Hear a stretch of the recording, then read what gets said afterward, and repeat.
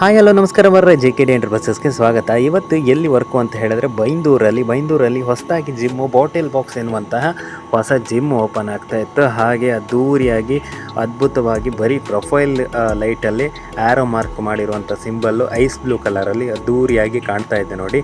ಹಾಗೆ ಬಹಳ ಚೆನ್ನಾಗಿ ಡಿಸೈನ್ ಮಾಡಿದರು. ಹಾಗೆ ಒನ್ ಬೈ ಒನ್ ಒಂದು ಬಿಟ್ಟು ಒಂದು ಹಾಕಿದ್ವಿ.